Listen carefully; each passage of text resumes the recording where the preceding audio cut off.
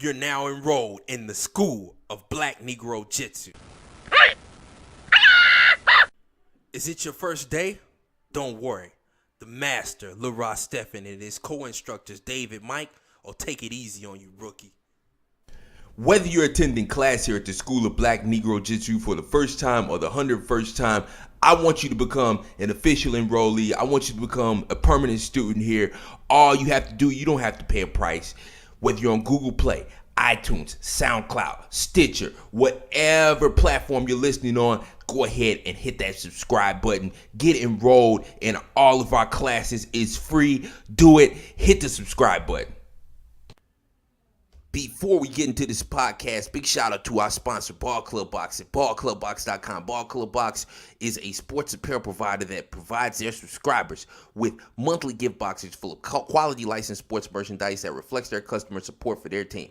Usually these items only appear at specific stadiums or sports stores, but they intend to make it easier to customers to support their desired franchise without leaving their homes, and in some cases state by offering this subscription service. You pick the teams, they pick the items and send them to you each month.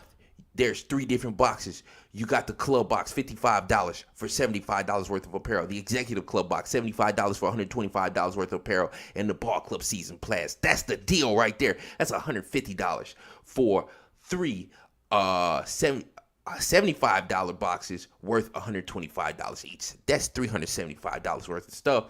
That's $225 more than you paid. Ballclubbox.com. Go check it out. I'm telling you, they're the shiz. Also, do me a favor. Go check out Kobe's Corner. That's Kobe with a K. Corner with a K. I hope there's not another K. But go check out Kobe's Corner on YouTube. Also, go check out Kobe'sCorner.com. That's 2 Ks. I'm a writer for the site. Kobe did the intro. Good friend of mine.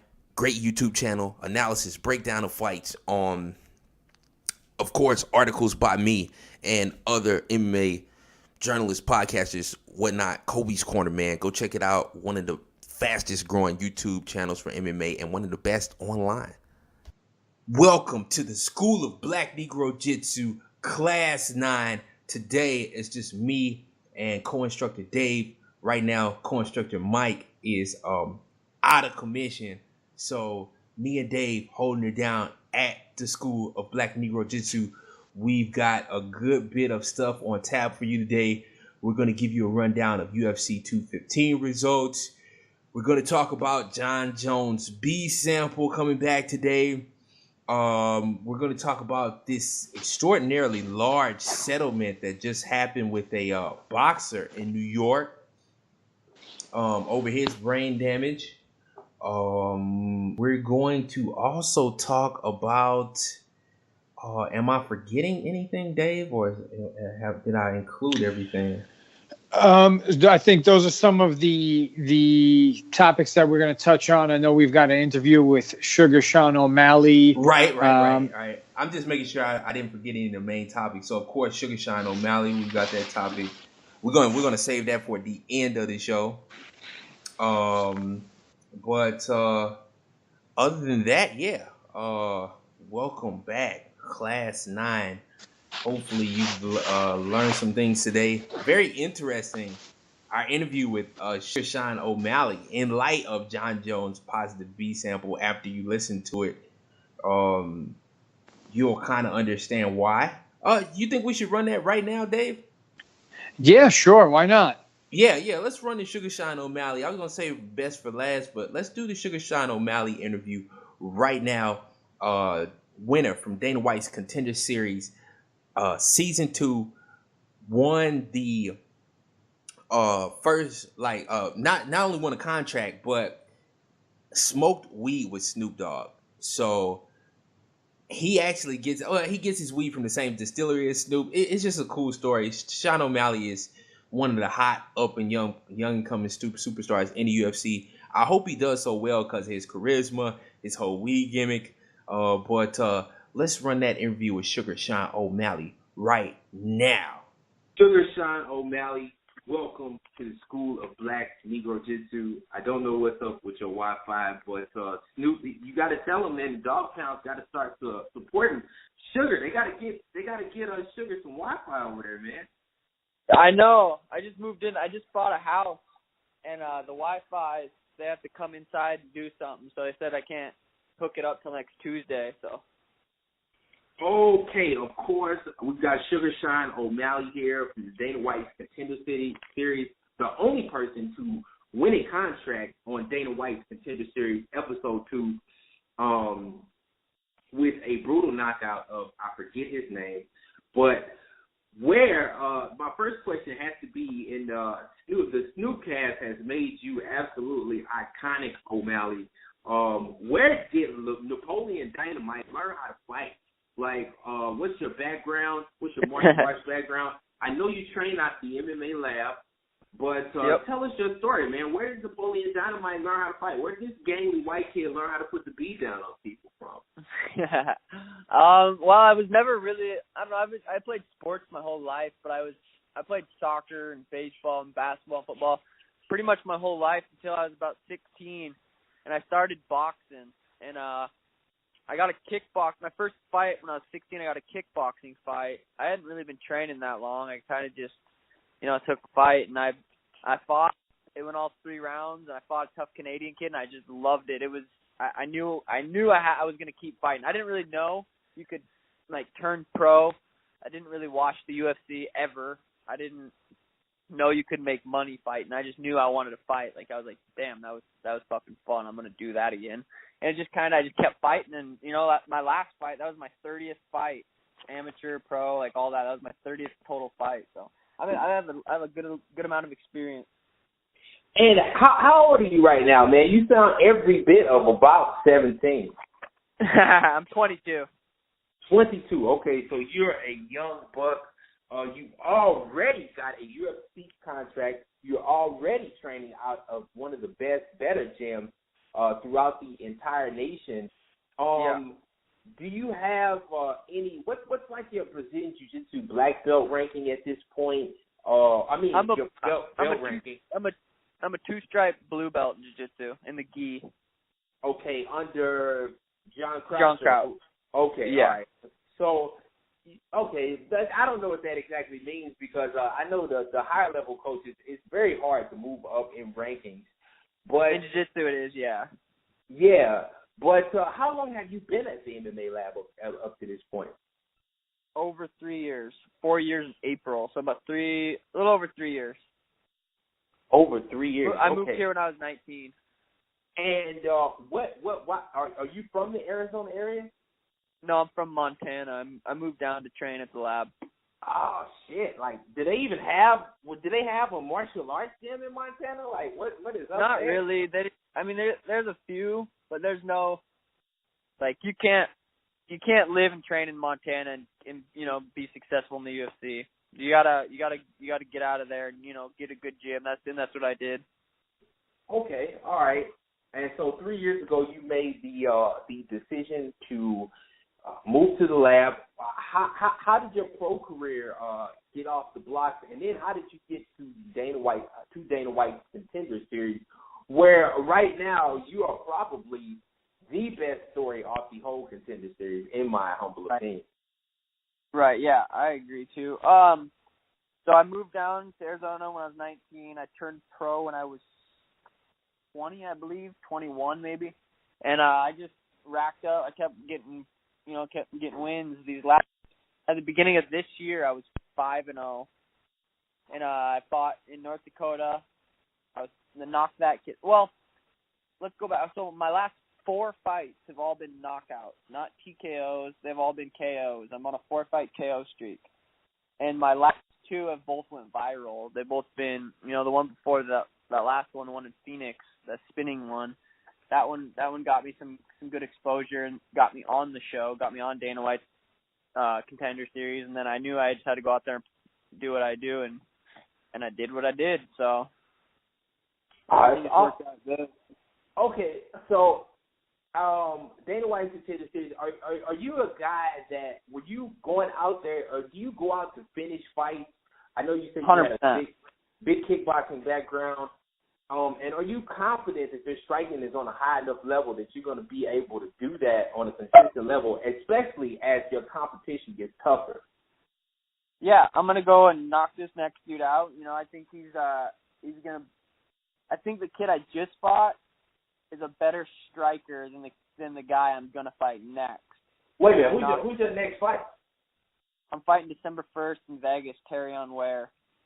Okay, so you're fighting Terrion / Ware. He's got a nice strong boxing game actually. So you're confident that you're going to be able to really dominate a really strong. I mean, his weakness seemed to be his grappling in his last fight. His boxing and striking seemed to be strong, but you think that you're that much of a better striker than him? I'm Kush, come here. I'm gonna go out. I ain't gonna try to take him down. He's not gonna try to take me down. So it's gonna be a kickboxing fight. Okay, all right. That sounds like that's gonna be an awesome matchup with Terrion Ware. Did you just call is that your dog, Kush? Yeah, my dog Kush. He was in the bathroom trying to drink out of the toilet. What kind of dog is Kush? And first that's the first. He's a full Maltese. I got some badass little dogs. Okay, so they're little dogs. Now I got a big dog. I had a pressure scenario, so I'm not into little dogs. But seeing as your dog's name is Kush, are you do you smoke a lot of weed? Are you a weed lover? Well, hell yeah, I smoked a blunt with Snoop Dogg after my fight. I'm going to get to that. But how is that going to work under USADA testing? Now, how are you going to be able to follow your love and your passion for weed and fight in the UFC under USADA's rules? I love, fighting's that's my job. It's my life. All I have to do is quit smoking like 10, 12 days out, and I'll be good. Oh, okay. So all you got to do is worry about the certain piss test, and then so USADA doesn't test for weed except when you get close to competition? No, they do test for weed. It just doesn't. There's no consequences for testing for weed unless it's in competition. Like I got tested the other day at the gym and obviously I fucking peed hot for weed, but it's not a big deal right now because I'm not in camp. So sugar is already pissing hot, Lord Jesus. No. Okay, so I didn't know that. I didn't know it was just not in competition. So, right. Of course, my next question is that, of course, the only reason I watch Contender Series, and I should watch it for the talent, is because of the Snoop cast. That's my very favorite part of Dana White's Contender Series. And Snoop Dogg is on, and honestly, he put Sugar Sean O'Malley on.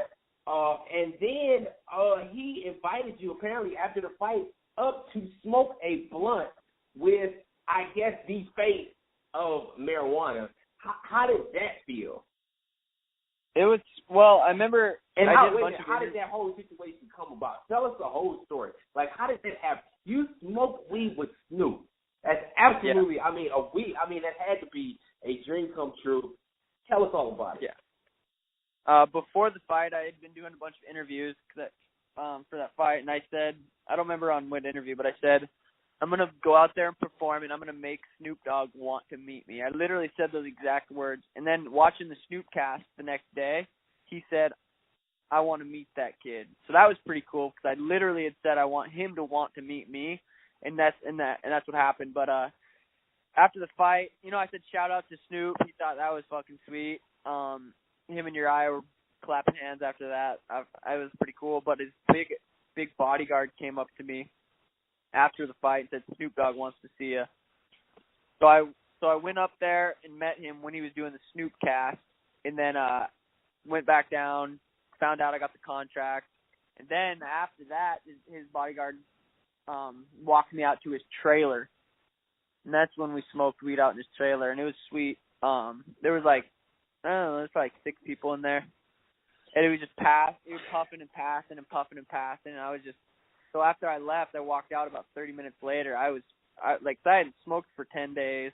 I just got done fighting. I was like, it felt like a movie. It's hard to explain the emotions and the feelings I had, but it was definitely one of the best memories of my life. And what strain of weed was this you guys were smoking? I'm to understand that Snoop smoked some pretty strong strands. The weed he gets is actually a dispensary that sponsors me in Vegas. So he went and picked up weed where at the dispensary that sponsors me. So we were smoking that. Oh, so you guys get weed from the same dispensary? Well, that's in Vegas. I don't get weed from there because I live in Phoenix, but they sponsor me when I go there. Yeah. Oh, and okay, what is the name of this dispensary? And how did you get sponsored by them?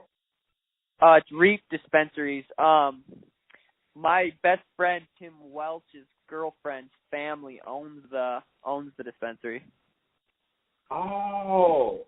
So I got to go through a walkthrough in there. I got to go through a walkthrough in there. It was pretty sweet. And is weed legal or illegal in Arizona at this point? What is it? What is the status of that? It's medically legal, and I have my card, so it's legal for me. Okay, all right. So Sugar Sean O'Malley, you need to. I'm proposing that Snoop Dogg be the official announcer for all Sugar Sean O'Malley fights. They need to get him on Skype and have him Snoopcast all Sugar Sean O'Malley's fight. What is that? That needs to become a gimmick. What do you think? Yeah, I think that would be awesome. I actually hit him up and seen if he'd walk out with me to my next fight because he said he'll go down any alley with O'Malley. So I thought that would be pretty cool, but he never got back to me. So I think once you get to the wait a minute, are you fighting on pay-per-view versus Carry-On Ware? No, it's not. It's not going to be a pay-per-view card. Okay, once you get to the pay-per-views, I think Snoop is going to be on the bandwagon. All right, so you're a big-time smoker. Do you get the munchies a lot after you smoke? Every night. Every night, okay. Every goddamn night. What's your favorite munchies food, O'Malley? One of my top favorites is a brownie Cliff Bar with some peanut butter on top. That's fucking bomb. Oh man, it's good, and it kills your sweet tooth. Nice. What's the second place on the munchies list? Munchies. Fuck, everything just sounds so good when you got the munchies. I try to eat pretty healthy. I've been having some late night bowls of cereal lately. What kind of cereal? What kind of cereal do you get down on? I like Cinnamon Toast Crunch. Now I've never smoked before, but I like Cinnamon Toast Crunch. I like what else do I like? I like peanut butter and chocolate. The Reese's peanut butter cereal. What do you like? Oh yeah, those are always good. I actually like dark chocolate with some peanut butter too. That's always a good one. Just dark chocolate with some peanut butter. So you like the bitter dark chocolate or like the dark chocolate, anything over like 70% dark chocolate is pretty not. It's actually good for you. So I like that. I try not to munch too much at night. I don't want to wake up with a stomach ache, but. Okay, all right, and all right. Well, stay on the line, Sean, because I got to finish this up on the other one. But thanks for coming to the School of BlackNegroJItsu today, Sean. It's excellent to have you. And man, if you got any shout outs, just do those now. Stay on the line because I got more to finish up with you. Okay, that's fine. Yeah, but any shout outs you want to do, any sponsors, anything, do that right now. Oh. Yeah, okay. Obviously, shout out to the MMA Lab. That's where I get all my work done. That's where I continue to grow as a fighter. And you don't get the outcomes I'm getting without the work I put in. So shout out to the lab and all the guys I train with. And I have a big sponsor back home in Helena, Lithia, Chrysler, Dodge, Jeep, Ram, Fiat. They helped me out a lot while I've been down here. So shout out to them. All right, Sean. Thanks a lot. Hope you guys enjoyed that interview with Sugar Sean O'Malley. And I ran it first of all because I think it's super interesting in the light of John Jones' B sample coming back positive today. If you paid attention, Sugar smokes weed all throughout camp up until it's in competition time. So he burns the cup up and pisses positive for weed all the way up to the fight, basically. Then he stops smoking so he can be clean for the competition. But maybe that's kind of dangerous considering how much of a penalty you can get from USADA. We know John Jones' B sample came back today, so he is facing a 4-year suspension because this is, of course, is this his third strike or his second? Because I know he tested positive for cocaine. Then I was gonna say I want to say it's his third because he get popped for something along pills. The lines of it was well, he said it was dick pills. He said that what the positive, it was a positive trace or something in dick pills. I think it was also if I'm not mistaken, I think it was also PED. And now with this coming to light, who knows if it was really dick pills or not, right? That seemed to be the cop out that he had on Joe Rogan. Yeah, but yeah, man, very. I wonder if Sugar. I hope he's always careful with his weed consumption because I would hate to see him get popped and put on the sidelines for a year. But yeah, it's looking well. I guess it's in such bad news for John Jones because the B sample, the metabolite that was found in it, apparently indicates that it was an inadvertent use. So hopefully whatever happens to John is on the light side of things. I don't know why USADA is so strict about these things, and you don't see the NFL popping people for 3-4 seasons and crazy shit like that. I mean, some people will try and cheat and stuff like that. Okay, a year, maybe 2 years, I can see a year and a half. Make them clean up. Make sure they're tested. Make sure you stay on them like white on rice. Make sure they step back in that octagon clean. And then move on with life. But there's no sense on this high level of competition in this as thinking that people are going to be completely clean. But I guess that's the nature of Olympic level testing, though. That's just it's just what you deal with. It does definitely clean the sport up. But I hope to see John Jones back within the next year or year and a half. And I don't know if that's going to happen because it's damn USADA. And I love USADA because it is important and it is clean up the sport. And we are seeing that a lot of guys were on roids. But Dave, what do you think, man? What do you think about USADA? What do you think about their testing? Do you think they need to be more lax with their punishments? I think they need to set certain parameters, right? I think that getting popped for PEDs, right, that should obviously be, and it seems to be the highest on their list, right? And that's always got to be the highest. I think you obviously don't want to promote, right, as a global product. I don't think they want to promote recreational drug use, but I feel like recreational marijuana smoking, that I don't even think you should get any type of suspension for that, right? Because if you're consuming it legally in the sense like Sean O'Malley is, right, it's like a healing. It's good for healing, right? It's good for a sport where a lot of the guys are injury prone, right? You don't want them to be, I think, from a perspective of like a big business or a big corporation, right? You don't want some of your fighters, first and foremost, as human beings. Secondly, right, as the product you're putting out there, to the possibility of getting hooked on some type of painkillers or anything of that sort, right? So I think they need to certainly prioritize the way they're popping people or the suspensions they're handing out. In the case of John Jones, right, specifically, I try to give people the benefit of the doubt. And, getting popped once for PEDs, right, and saying it's dick pills, all right. Then getting popped for coke recreationally, all right. You're in the limelight, you're partying, right. A lot of us have made mistakes, right. He's young, or well, not so young, but he's a fairly young guy getting a lot of money, right. A lot of stardom. That's understandable, right. The pressure could kind of mount. So if you get popped for something recreationally, once again, right, that's kind of, I'm kind of like, yeah, I'm fine with that, right? You shouldn't really suspend them too long. But then when you get popped again for PEDs, there seems to be some type of trend, right? At that point in time, I think you can't be lax. You have to start handing out certain types of suspensions and making examples out of people.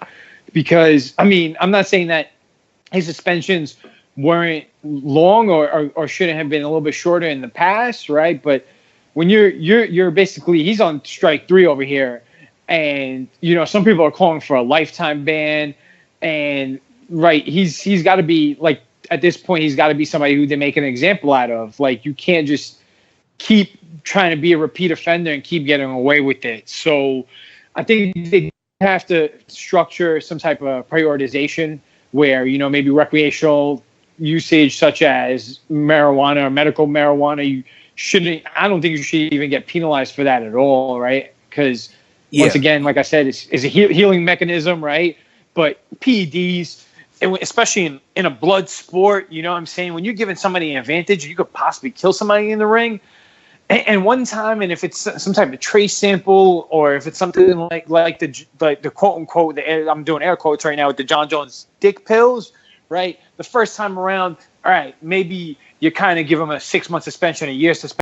You make a little bit of an example out of him. But when you get popped a second time and it's your third offense overall, you really have to put him out there, and you have to put him on the chopping block and really, show fighters that you're not going to get away with this time and time again. Like, there's basically, you're taking a good long extended period off of a fighter's career, right? You're dwindling down their career. So yeah, and I know O'Malley loves the weed. His dog is named Kush, after all. So I think he's responsible with his use. But like I said, O'Malley, he knows exactly when he's using and when to stop. How does John Jones possibly piss positive for anything right before the fight? Do you think maybe somebody might have put something in one of his drinks or something like that? Because it's really weird for him to fail the test that he knew was coming. And these fighters, like we talked to Sean O'Malley, he knows when his test is coming. He knows when he needs to stop smoking. He loves weed, but he knows when he has to stop in order to fight and when to go back, right? Don't you think John would have known if he was doing anything? And I mean, we have to be even more suspicious because remember, his brother Arthur popped positive in the NFL. So we can't just say that, oh, well, what his brother was using too, and the NFL is not using USADA testing. So that has to be brought up that maybe the family is using together, Yeah. What do you think, Dave? Yeah, so I mean, I'm not gonna play conspiracy theorist. I'm not gonna say somebody put something in, like quote unquote, like planted something in his cup, but it's a possibility. Maybe his team, right? Maybe his team try to give him an extra boost. You never know, because there's definitely dirty trainers in the game. I don't want to say like Jackson Wink is a dirty team. That's not what I'm trying to say, but it could be that. But I know Mike has a hot take where he just believes John Jones is, and I hate to speak for him not being on the podcast, right? But I know that he has a hot take that co-instructor Mike's co-instructor Mike, yes, yeah. And he has a hot take that John Jones is just insecure, and he was so insecure and so second time around. I don't think he thinks that he didn't have enough confidence in his ability to think he could beat DC straight up and basically use PEDs. And I don't know, once again, right, I'm not in a person's mind. I'm not in a person's camp. I'm not said person. But when you have a track history of recreational plus performance enhancement usage, plus your brother's using, there's something up. Something smells fishy here, right? And I can no longer. Mm-hmm. Yeah, I don't know what it is. I'd like to think that maybe somebody put something in something, because who else was I talking to? I was talking to Jonathan Webb, and he told me when he was in Australia that he doesn't even supplement, but he came up positive, and it was for a drug that's only made in Australia. And we know Frank Mir popped positive in a similar manner and fashion. So when you're out, I saw him on the Embedded series eating breakfast and stuff like that. That's not the safest thing to do. So you never know who put what in his little pancakes or what like that, man. Like, anything can pop you positive, even what you eat. So I just don't think he would have used with everything on the line and only failed a test like right before the fight. I think somebody might have got at John Jones and put something in his stuff or something like that, because I don't even think the biggest dummy on earth will pull something like this. Like, even if he was a mentally weak, like Mike said, or he always needs that mental assurance to help him win, like when he used to binge drinks before fights, I just don't believe it. I think that this could be a little foul play at work here. Time will tell. But I hope that's the case, because like I said, I'm not surprised if he would be using PEDs, because it seems to run in the family. But I don't know. But I want to see John Jones fight again. And all this 4-year, 2-year penalty stuff, this shit is ridiculous, man. I want to see my favorite fighters fight. And these penalties are a little bit too ridiculous. Brian Cushing just popped positive in the NFL for the second time, and he only got a 10-game suspension. That's not even a full football season. So, why you see how lax other pro sports about this stuff, man? Like, I know it's combat sports, but 4 years, too many. 1.5 to 2, I'd say that'd be about right, just to make sure he's clean. But when you saying people aren't advertently doing something, I think they need to be given the benefit of the doubt and given a short penalty just to clean up, enough time to clean up, I guess. But it is kind of serious, as somebody could be killed. Moving on, let's go to UFC 215, which was short. One fight with Ray Borg pulling out. Great job, Dana White. Put somebody in the main event who has a monstrous history of missing weight and not being fit to fight. Genius move, right, Dave? Well, so I'm before I even touch on that, right? I think I saw somebody mention on Twitter that Dana White didn't even show up for the fight card in Edmonton. So that just, that's just crazy that, the president of the organization isn't even showing up for their own product. So that kind of just goes to show you what I think he thought about that card to begin with. But he seems like he's an egomaniac, and I don't know, like he it's just so hard to gauge him. He's out there, like that whole Amanda Nunes thing when he didn't want to put her in main events when she pulled out the first time around when her and Valentina Shevchenko was supposed to fight. And then he goes ahead and turns around and puts a guy with a history of weight cutting issues in the main event. So he gets what he deserves, right? That kind of came. That's like karma, kind of coming full circle. It's kind of coming back to him, kind of coming back to bite him in the ass. So I think just the product as a whole recently, we've harped on this a lot, and I don't want to beat a dead horse, but WMG-ING really needs to figure something out, because it seems to be a 3-ring circus since they've taken over, and they definitely need to figure a bunch of things out with matchmaking and all these weight issues, and amongst what seems to be a seemingly long list of issues they're currently running into. Yeah, they don't know what the hell they're doing. Demetrius Johnson, they should learn by now to have backups in place for people. Demetrius Johnson should have fought somebody. I mean, I don't think Ray Borg really had a realistic chance to win. He was just in there to lose. I hate to say that, but that's kind of how I feel. So they should have had somebody back up, maybe move Henry Cejudo up the card. Yeah, man, they lost a main event on an already weak card. It was not weak from a standpoint of the actual fights, though. But they didn't do a good. They don't promote. And on the subject of Demetrius Johnson, he has a great online presence. They don't promote him at all. They don't have his Twitch feed online. We don't know that he loves to play video games. They don't have contests where you can play a game against him. You don't even know who Demetrius Johnson is. I kind of blame him too. He just shows up to fights and wins. He has to do better at that. He's always online. He should have a bigger online presence. But let's run through the card.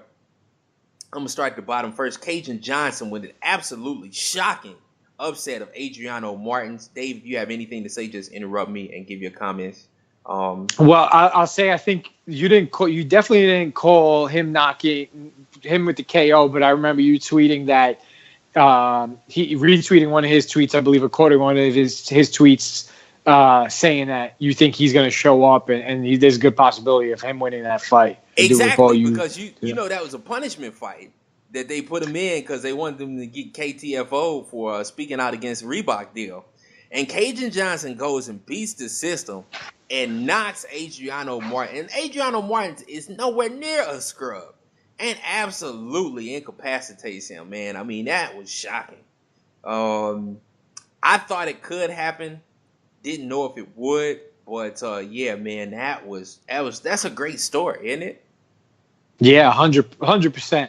I love anytime one of these guys because from everything I seem to see or hear, it seems like a lot of these guys are just really getting screwed with pay and this Reebok deal and just that whole union that they tried to make and didn't really go anywhere. So anytime somebody's kind of fighting the man or the system when it comes to the UFC and can kind of, get placed in a revenge fight and knock somebody the fuck out, is a big fuck you to Dana White and the whole organization. And I kind of like seeing that. Oh yeah, that should be a big angle. They should run that. Dana White should hype that up. They had a chance to kind of make a superstar there, and build Kajan Johnson up. They're missing out on this. Whenever real life kind of swerves on you, you got to use it. Kajan Johnson with an absolutely beautiful storyline that they should capitalize off of. Arjhan Bhullar gets the unanimous decision win over Luis Henrique in an impressive debut. Almost got to finish there in the second round. I liked what I saw from him. He's got a good, promising future with the strength of his wrestling. And now I'm just going to interject. I saw something as well that I guess they wouldn't let him come out with his traditional cultural headwear. I don't want to misquote what it is, what the headgear is. So I'm not going to even attempt it. But what do you think about that? About the UFC not letting somebody kind of come out and express whatever their religious beliefs are, their cultural beliefs are? It's absolutely disgusting in the fight game because that's what it's all about. Is different nations, different cultures. So I think that it was his turban that he was not allowed to come out with. He is the first Indian fighter to fight in the UFC. With the way he looks, though, you can't tell whether he's a Brazilian or he's from the Middle East. It would have been key as a selling point as the first Punjabi in the UFC that he wear his turban and maybe an Indian type outfit or something like that. Like if you're going to sell somebody like that, and he is a Canadian, but he is of Indian descent, then it's key that we see who he is, So Jinder Mahal wasn't there because he couldn't make it. But yeah, UFC is missing the boat with not differentiating his fighters, culturally. That's what they were selling, but they did not package it right. So that's a big disappointment. That's mishandling of trying to reach out to different nations, because people might see Arjhan Bhullar and think he's Indian, but when they see him in Indian garb, then they'll know. So big chance missed by the UFC on that one. And Reebok. I think that was more Reebok's doing. Interesting. Next up, Alex White beat the piss out of Mitch Clark. Mitch Clark I watched the fight. I missed the first part of it, but he looked much improved. He just got outdone by a better athlete. His striking looked better. He looked in better shape. So Mitch Clark didn't look bad. Alex White was the better athlete and just overwhelmed Mitch, though, in what turned into a big down. Then, in what was almost another tragic fatality, and this is kind of disturbing because Edmonton, if you don't know, there was a boxer, Tim Hague, who was an MMA fighter. He fought in a boxing fight, in Edmonton against Adam Braidwood, a former CFL player, and was killed. Rick Glenn almost killed Gavin Tucker. I don't think the referee, it only got real bad in the third round at about I went back and rewatched the fight, the 3-minute mark. This fight went about a minute too long. Gavin Tucker's in such good shape and such a good athlete that he never quit fighting and he never stopped defending himself. But it got to a point to where there's like no realistic possibility he's going to win the fight. So why let the fight continue? He got his jaw broken in the first round, which led to him having triple vision and stuff like that. So he couldn't see from the end of the first round on. And he was absolutely almost beaten to death here. This was a savage, ferocious beating by Rick Glenn. I was absolutely shocked because I thought Gavin Tucker was such a better striker that it would be the opposite. But, man, was it disturbing. His girlfriend was crying and stuff like this.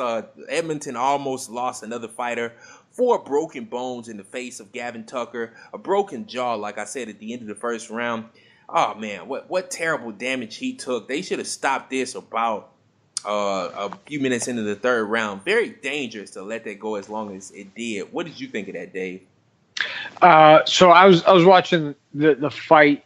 You know, I wasn't completely into the fight. I was doing a few other things, but you know, I definitely think that the ref should have stopped the fight. You know, especially now reading back and you see that he had the broken jaw and he had the 4 broken bones in his face. There was a point in time where Rick Glenn was just putting a beat down on him in the third. And even like you said, even though Gavin Tucker was kind of able to defend himself and is in good shape, you know, the ref, I think, just has to sometimes just stop in and use their better judgment. While we're on the topic, after we ran through the topic of USADA suspending fighters, there's got to be these commissions really need to start suspending referees for things like this.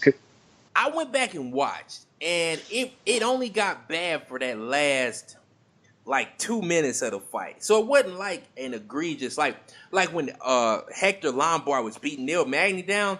Now at one point Neil Magny went flat. So I don't know, man. Like sometimes Gavin Tucker never stopped defending himself. He never stopped fighting.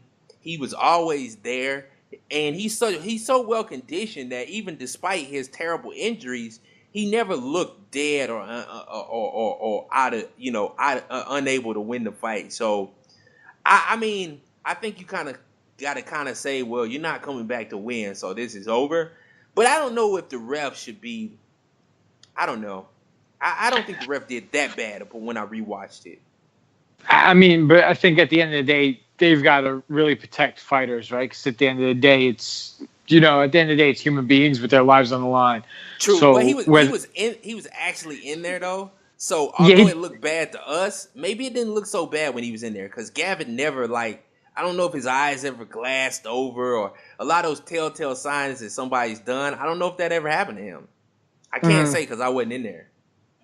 True, very, very true. It's difficult to put our opinion in there when we're not actually in the ring and we're not, standing right next to the fighters to really be able to call it. And it's also, I think, sometimes the duty of his corner to see if he's got broken jaw, if he's seeing 3 things. Sometimes the duty of his corner to throw in the towel. I know, fighters kind of go out on the sword, right? And there's a lot of pride and there's a lot of ego, but once again, with seeing that the boxer get killed in Edmonton, and when we're going to end up segueing to eventually to the fighter who had brain damage. At the end of the day, these are all human beings, right? And the last thing you want to see is somebody get turned into a vegetable or die in the ring. So yeah, that was disturbing to watch, though, man. Next fight up, we had Sara Moras. And his girlfriend was absolutely terrified, which lets you know it was absolutely a ferocious beating. They had to escort her to Gavin, and it was. I think I heard her screaming on the air. Yeah, Rick Glenn almost caught charges up there in Edmonton, man. Sara Moras, actually Evan Smith found a way to lose against Sara Moras, who's not even training full time, guys. She is a freaking post lady, and Ashley Evan Smith had one way to lose this is when she got top control. If Sara Moras pulled off some type of submission, armbar, triangle, maybe a Kimura, about 2 submissions you could do from your back. So she had about 2 ways to lose this fight, and she found a way to do it. Ashley Evans Smith continues to disappoint. I'm so disappointed in Ashley Evans Smith, man. She's got a lot of talent, but the brain doesn't seem to be there. Dave, any comments on that one?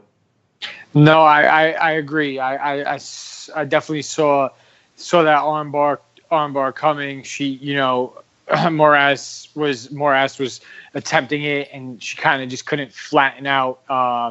Ashley Evans Smith, and you know they tussled a little bit and they rolled around, and you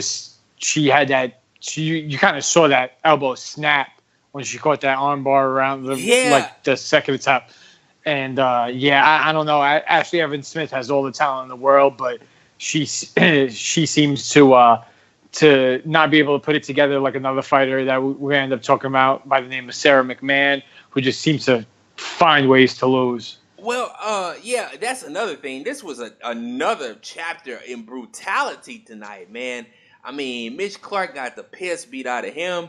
Then Moras snaps Evan Smith's arm in one of the most brutal arm bars we've seen since like Frank Mir. I haven't seen many arm snapping bars, but yeah, this I saw Mir do it a couple times. Sara Moras, absolutely talented at jiu-jitsu. The only place she's really a threat is off her back. And oh man, Ashley Evans Smith, disappointment. Sara McMann, I'm not so disappointed in her because if she wasn't going to get the takedown, then she was eventually going to lose this fight. I guess she gassed out after the beating she kind of put on Vieira at the end of the round and wasn't able to secure, or was she able to secure? I think she secured one takedown in the second, and then got put on her back and arm triangled. I mean, absolutely mysterious in a fight that she was winning. Terribly disappointing by Sara McMann. Man, a lot of talent, a lot of potential, just can never. I don't think she trains out of a big camp, and she needs to start doing that because she gets into these positions that she should, in theory, easily find her way out of being a veteran, and she never does, Dave. Why do you think that is? Some fighters I think just can't put together the physical and the mental. I think for her it's a bit of a mental, but if I'm not mistaken, I think she actually trained out of Team Alpha Male for this fight. I could be wrong, but I think she went from South Carolina to over to the West Coast and was training with Alpha Male for this fight. And she looked good in the first round. And I don't know, it just she seems like she's got all the talent in the world, and she's just very physically imposing. And I just think. And she seems to be tough mentally too. You know, I think she's a single mother, and she seems like she's really tough. But I seems like she just has like mental lapses sometimes during fights, and I think that kind of seems to be her downfall because physically I think she was a Team Alpha Male, which is shocking that she got finished that way. But go ahead and finish. No, and I think she just. I think she just has mental lapses sometimes in fights, and I think if she could work that out, she has all the physical talent in the world, you know, to go with that. So she's able, I think, to work out some of the mental lapses. You know, sky's the limit for her, but she seems like she hasn't been able to do that as of yet. So, you know, let's see if she. Mm-hmm. Oh, Ketlen Vieira's got an absolutely outstanding future, I think. On to the next fight, though. Oh, Jeremy Stephens versus Gilbert Melendez in what deteriorated into a beatdown after Melendez injured his leg. We didn't see the best of Melendez, but Stephens just beat the piss out of one leg of Melendez. Thoughts? I didn't get to see this fight. The last fight I saw was the McMann Vieira fight. Pardon me, but I saw the pictures, and Gil's leg looked absolutely disgusting. It was purple. It seemed like Stephens was really, you know, getting after it with the leg kicks. He buckled him at one point in time. I saw a GIF, or I saw a video of it on Twitter, and it seemed like he was just very effective with the leg kicks and just took out Gil's leg, and that's all she wrote. I mean, I don't know how – I can't really comment much more than just seeing what the little bit I saw like on Twitter and on the internet, but it looked like he absolutely just brutalized Gilbert Melendez's leg with those leg kicks. Yeah, it was yo didn't quit though, man. I don't know why he didn't. He just kept fighting. It's a tough dude, man. That if anything, there was a demonstration of that. Since you didn't watch the rest of the card, I'm gonna go ahead and run it down. Latifi with a win over Tyson Pedro. Pedro defended the wrestling well, and he fought well against his highest level competition yet. He just fell a bit short here. It was a tough matchup, but he's got a really bright future. He's a really dangerous dude. I really realized that here. He's got to continue to make improvements, but he's got a lot of potential, a lot more potential than I thought. He's also got a very, very good chin from what I've seen so far. Because I know Khalil Roundtree hit him a really good shot when the two of them fought, and he ended up securing a submission against Khalil Roundtree. And Latifi's a tough son of a gun too, so he's definitely got a bright future ahead of him. Okay, we got Henry Cejudo versus Wilson Hayes. Cejudo absolutely impressive, knocking out Wilson Hayes. I was very impressed by what I saw from his hands, much improved. Rafael Dos Anjos runs through Neil Magny. Neil Magny is great in certain spots, but he has his ceiling and absolutely well-rounded martial artist with top grappling games. If somebody's got a technical striking game and a strong wrestling game, Neil Magny's probably not going to win that fight unless he can just outwork him. And Dos Anjos had both and went ahead and choked Neil Magny out, and which is kind of shocking because Damian Maia couldn't put Neil Magny away that fast. But nonetheless, very impressive by Dos Anjos. And in the main event, I did not like the decision, but it was kind of an uneventful fight anyway. I thought it should have been scored a draw. Amanda Nunes defeats Valentina Shevchenko. I thought Shevchenko won. If you look at Amanda Nunes' face post-fight, I mean, her face was completely swollen and beat up. Valentina Shevchenko had no damage. It's a hard fight to score because Shevchenko was not throwing a lot and she was countering. But the faces really told the story. You saw who landed the harder, more effective shots. Shevchenko was eating a Nunes up with hard counters. I thought she won at least 3 of those rounds. I thought she won 1. I thought she won 4. And you give her 2 or 3 or maybe both. But I thought she won at least 3 of those rounds. She definitely didn't win 5. But that fight's hard to score. I think they need to do it a third time. And then Shevchenko dislocated her finger during the first round. So we didn't get to see her best shot there because her hand was injured. So, Dave, what do you think of that fight? Did you see it? I didn't see it. I saw a bunch of people commenting on it on Twitter.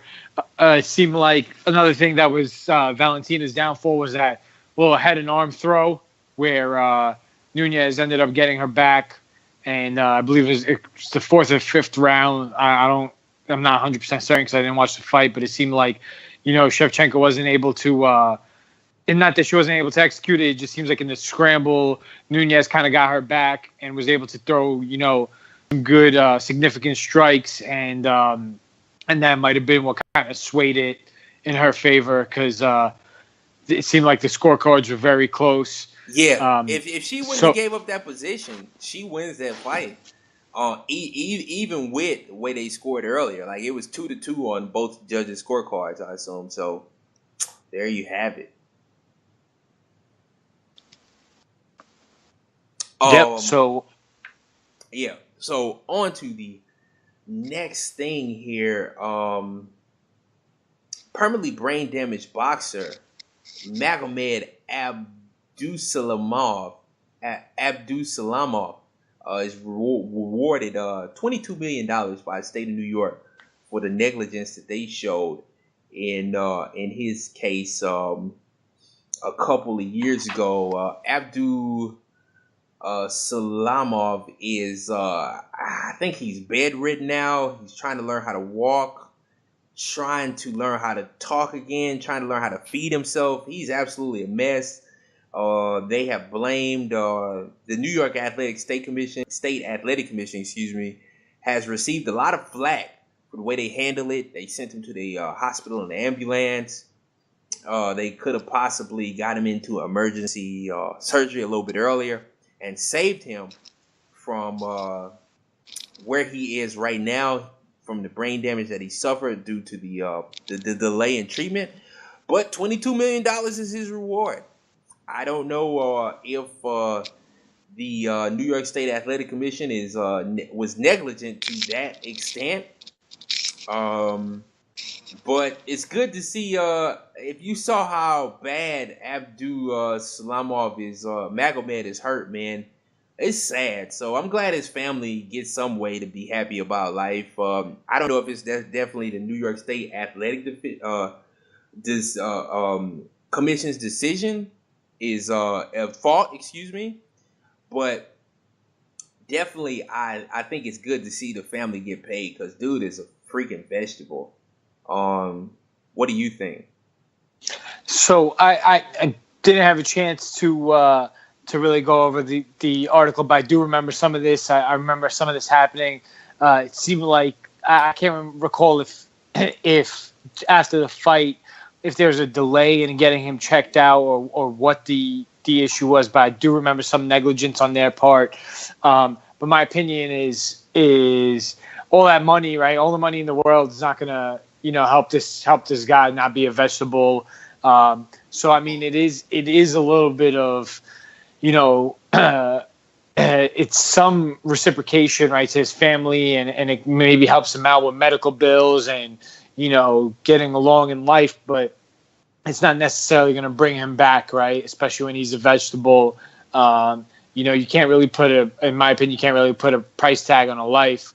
So, I mean, it's good that they've got something and they can move forward. They can move forward a little bit, and they have some financial assistance, but, there's not much you're going to be able to do about, the brain damage and him kind of coming back to being the individual he once was. Obviously as a fighter, you kind of got to know that there's always that possibility, and you're always putting your life on the line when you're getting in the ring. But it seems like time and time again that there's some negligence, or that people are undertrained, or there's some type of funky variable where somebody ends up getting killed or somebody ends up getting hurt, and it could have really been prevented if some preemptive or proactive measures were taken. So hopefully the lesson in all this is that, the New York State Athletic Commission, as well as some of the other governing bodies in the other states, find ways to better train staff and, referees, the medical staff, and do whatever the hell they can to really prevent and minimize things like this from happening in the future. You're never going to, with human error, you're never going to get it down to, 0% chance of something not happening. But it seems like recently or over the past few years, you're hearing a lot of gross negligence across the board. So, hopefully this story, as well as Tim Hague passing away in Edmonton, hopefully this really just, opens some eyes and really gets people kind of trained up and really, really responsive and proactive and doing everything the hell they've got to do to make sure that things like this really don't occur much in the future. And you're from the state of New York. Now, they say New York has had a lot of incidences and stuff like this. Is this true? I don't know off the top of my head, but it seems like, even with the reffing, I'm just going to use the reffing in the UFC, some of the UFC events, and it seems like there's some negligence in the sense the whole Holly Holm and Jermaine Durandame issue, with the punches after the bell, the whole Chris Weidman, Jaguar Musasi thing in Buffalo, the Pearl Gonzalez boob gate. So I don't know what the hell the Athletic State Commission is doing. I really can't. I don't know the inner workings. I don't know much about it. That's something I definitely want to read up on, for the future and kind of just familiarize myself a little bit more with. But it just really seems that these guys just either, I don't know where the hell they're finding these guys, maybe the side of the road, or they just don't have the right training. But or it could be, you never know. There could be, old boys club or special interest, and why it seems like some of these guys just aren't getting the right training, or these guys just don't seem up to snuff. And there's no reason why, in 2017 going on 2018 in a few months, that, and with all the technology we've got in this world, that things like this should really be happening at a rate that's alarming. Like I said, is with human error, we're never going to be able to prevent it 100%. And I wish we had co-instructor Mike to kind of take it from the medical stance, but there's got to be things that can be put into place, and there's got to be more precautionary measures, and there's really got to be a checklist to make sure that this gross negligence doesn't occur in the future, because it seems like some of this stuff is easily preventable. Yeah, I mean, in boxing though, you got to expect a certain amount of head trauma, brain damage. It happens. There was a guy in Florida, I forget his name. He was received shots to the back of the head, was reduced to a similar fate. It comes with the territory in a certain way. There's only so much you can do. On to the next story though. Ronda Rousey in the WWE now. If you're not watching the Mae Young Classic, I am. I didn't even want to read this story because I'm kind of behind the episodes, and she's been. They brought the 4 horsewomen of MMA in, I assume, to face off with the 4 horsewomen of wrestling, and I don't know why, because and this is no offense to the 4 horsewomen of MMA, but they kind of suck. Like, the only one that was ever good, like Shayna Baszler, was like at the end of her career, and she had like a million injuries. Jessamine Duke can't seem to get it together. Marina Shafir never made it to the freaking UFC. It's a weird thing. Like, the 4 horsewomen women of MMA are in no ways great, but you have to admire Ronda Rousey because she is stuck by her freaking girls, and they suck. So I'm glad to see them on WWE television running the angle. Glad to see Rousey. I hope she finds a new passion here with the WWE. I think she'll be an excellent addition. This will be great for her career and image. What do you think, Dave? What do you think of Ronda Rousey in WWE? I think personally. Wait a minute. Hold on. And I want to congratulate Shayna Baszler too. I really like Shayna Baszler. She is a legitimate top-level grappler, and it is really cool to see her in that ring putting on the shows that she's going to be able to put on and bringing a unique. She kind of reminds me of Chris Benoit, and I guess that's because Chris Benoit was a grappler as well. But she's kind of got that same gritty type of style, very unique. I'm very excited. I'm only really tuning in and excited because of Shayna Baszler. So I'm really excited to see her in pro wrestling because I know she brings a lot to the table concerning submissions and whatnot. But yeah, go ahead, Dave. I think it's great. I think it's great for Ronda. Seems like her heart wasn't in the fight game. She's in, I guess, a subpar actress. She's not really that. I wouldn't say she's the most talented actress. So I know they were trying to kind of roll this out. I watch WWE and wrestling very infrequently. I know that WrestleMania a few years ago, I know she came out with the Rock, and I think they faced off with Triple H and Stephanie McMahon. So it seems like it was building, and it seems like it was a long time coming. So it's good that she kind of is finding this career. I think it'll definitely draw some casual attention and maybe more of a female crowd to the WWE. A lot of these people I admired Ronda might tune in to watch her wrestle. I do agree with Shayna Baszler. She is a legitimate wrestler, which seems to translate well to to pro wrestling, right? To that product, to WWE. I know Marina Shafir, I believe, is married to her husband. I believe is like an amateur wrestler. So it's pretty cool. I think it's really cool that they're kind of being able to build this storyline. I just know about it from Twitter because, like I told you, the reason why they're saying they're delaying it is because I bet you that they want to run the 4 horsemen woman angle. But I think it's because Duke, Shafir, And yeah, Duke Shafir and maybe even Rousey, they aren't trained to wrestle yet. And if they want to have a match, I'm assuming they want to string it out. We're in September now to a major pay-per-view like Survivor Series or Royal Rumble, WrestleMania. But I would assume it was to start at the Team Series, which is, of course, Survivor Series. So that's in about 2 months. So if we're going to see some Forum 4 action, Survivor Series is the perfect place. Yeah, that definitely seems like a good booking, and you could kind of run with that storyline for quite a while. I from what I know, Charlotte and Becky Lynch. I don't know the other two horsewomen in their group because, like I said, I'm not so familiar with the WWE, but I believe the two of them are fairly good wrestlers as well, and put on a good show. So they'll definitely be able to kind of lead. And I'm in agreement that Survivor Series, with the whole history of the big team tag matches, will definitely be a kind of a good place to start the feud and kind of run with it. So I mean, I'm glad that Ronda's able to kind of make a secondary career for herself, not really have to put her body on the line anymore.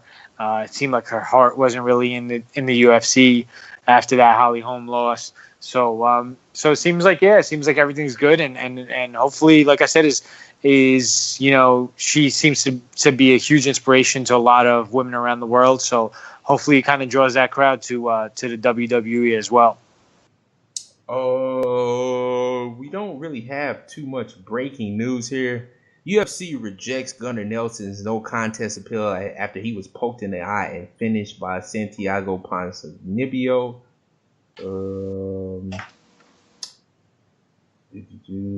Ed Herman loses part of a finger.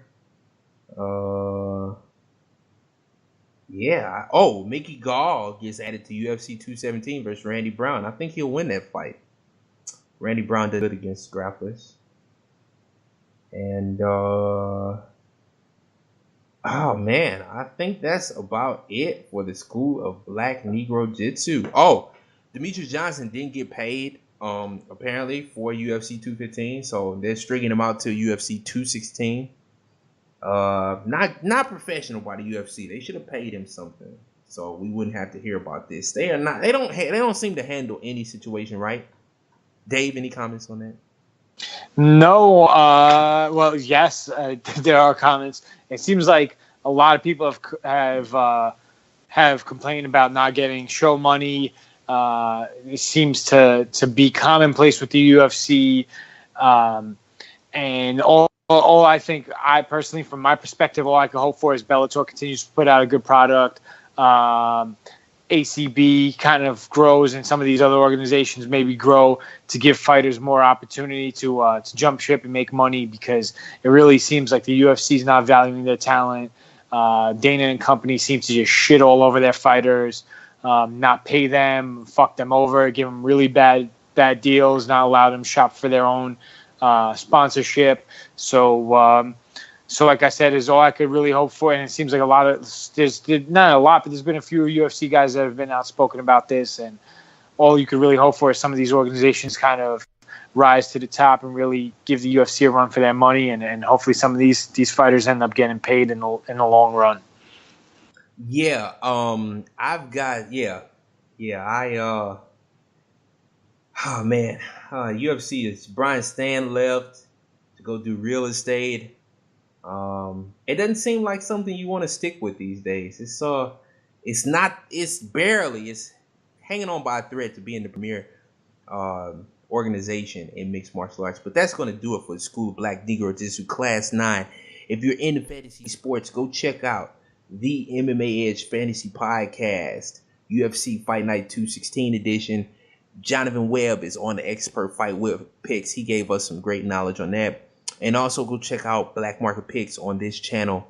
You can subscribe on iTunes, SoundCloud, Stitcher, YouTube. Make sure you go do that. Subscribe, enroll. It's free, guys. It's free. So enroll now. School Black Negro Jitsu. We'll be back next week next week, I believe we're going to be running part 1 of a series I'm doing on Ramzan Kadyrov. I've got a journalist who wrote for Esquire Russia and has done a bunch of journalist work in Russia.